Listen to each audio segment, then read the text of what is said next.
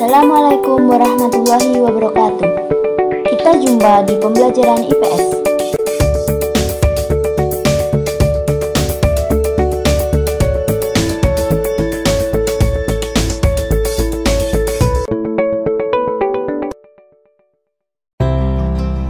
Saat ini kita bahas tentang penguatan ekonomi maritim dan agrikultur di Indonesia.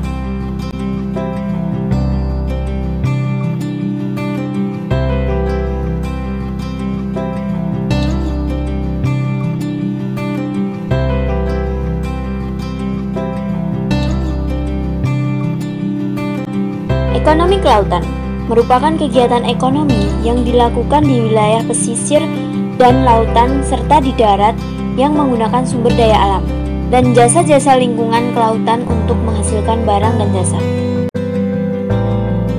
Ekonomi maritim merupakan kegiatan ekonomi yang mencakup transportasi laut, industri galangan kapal dan perawatannya, pembangunan dan pengoperasian pelabuhan beserta industri dan jasa terkait.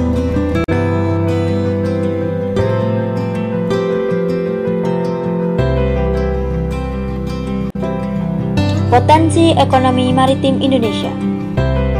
Sumber daya alam maritim yang terkandung di laut secara utuh, baik di dalam, di dasar, maupun di atas permukaan laut. Letaknya strategis, berada di persilangan Samudra Hindia dan Samudra Pasifik. Indonesia sebagai negara kepulauan terbesar di dunia.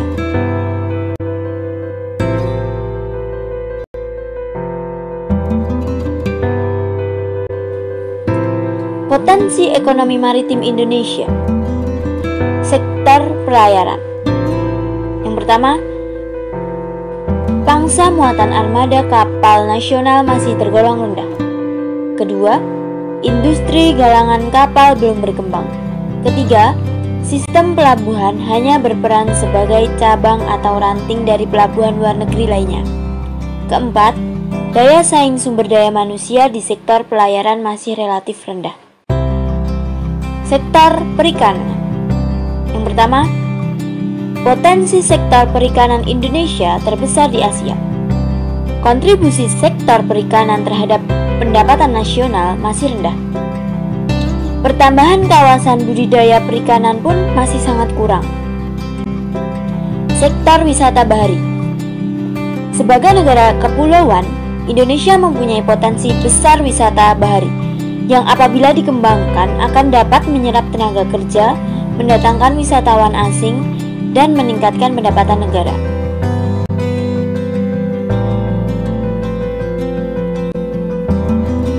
Strategi dan kebijakan pengembangan ekonomi maritim di Indonesia. Dimulai dengan perubahan paradigma pembangunan nasional. Dari pembangunan berbasis daratan menjadi pembangunan berbasis kelautan. Sehingga pembangunan kelautan akan lebih maju dan efisien dan menaikkan daya saing. Membangun tol laut, pelabuhan laut dalam, logistik, industri perkapalan, diyakini akan mengurangi inefisiensi ekonomi nasional dan meningkatkan daya saing produk dalam negeri. Konektivitas maritim juga akan memberikan jaminan kesatuan ekonomi dan menekankan perbedaan harga serta kesenjangan ekonomi antar wilayah. Menyambut ASEAN Connectivity, Indonesia menyiapkan 5 pelabuhan besar. Pelabuhan Belawan di Sumatera Utara, Pelabuhan Tanjung Priuk di Jakarta, serta pelabuhan-pelabuhan di Surabaya, Makassar, dan Kalimantan. Penguatan agrikultur Indonesia. Potensi agrikultur Indonesia. Indonesia sebagai negara agraris, salah satu negara yang termasuk dalam wilayah tropis, memiliki sumber daya alam yang banyak untuk produk pertanian. Indonesia memiliki tanaman unggul seperti padi, kedelai, kacang tanah, ubi kayu, dan berbagai varietas yang lainnya. Sektor pertanian di Indonesia merupakan kontributor besar dalam pendapatan nasional, penyerapan tenaga kerja, penyediaan pangan, dan penyediaan bahan baku industri. Pentingnya pengembangan agrikultur di Indonesia. potensi sumber daya alam yang besar dan beragam, pangsa terhadap pendapatan nasional yang cukup besar, besarnya peluang terhadap ekspor nasional, banyaknya penduduk Indonesia yang menggantungkan hidupnya pada sektor ini, perannya dalam penyediaan pangan masyarakat dan menjadi basis pertumbuhan di pedesaan.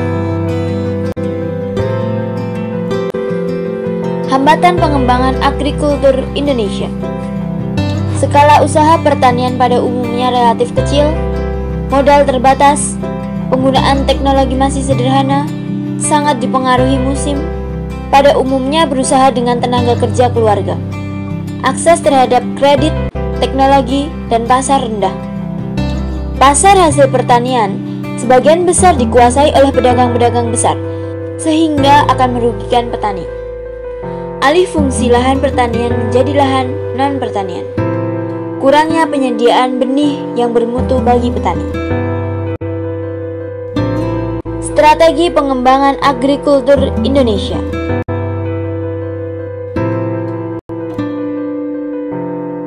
Eco-farming.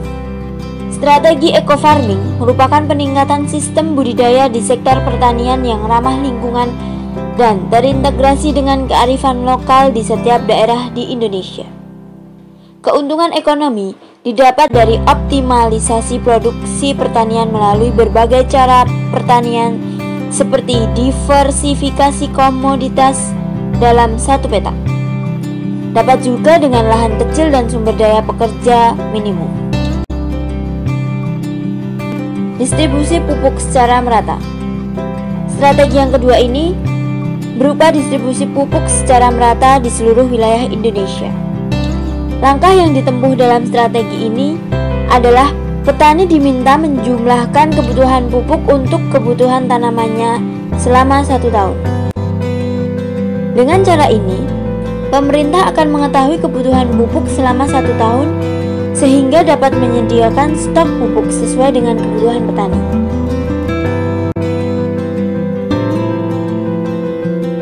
Perbaikan irigasi. Pertanian yang berhasil tidak lepas dari baiknya sistem irigasi yang diterapkan. Oleh karena itu, pemerintah mengusahakan keterjaminan ketersediaan air untuk pertanian dengan perbaikan atau pengandaan irigasi yang baik. Strategi lainnya untuk mengembangkan agrikultur Indonesia, melakukan pembangunan dan perbaikan berbagai sarana pendukung sektor pertanian. Pembuatan lahan baru seperti tempat yang dapat membuka lapangan pekerjaan baru bagi masyarakat. Mutu sumber daya manusia yang mampu memberikan konsultasi bagi petani dalam meningkatkan produktivitasnya perlu ditingkatkan. Mempersiapkan sarana dan prasarana pendukung bagi sektor lain yang akan menyerap pertumbuhan tenaga kerja Indonesia. Sarana tersebut akan mempermudah distribusi hasil panen serta distribusi faktor produksi bagi petani. Semoga video ini bermanfaat. Tetap semangat. Wassalamualaikum warahmatullahi wabarakatuh.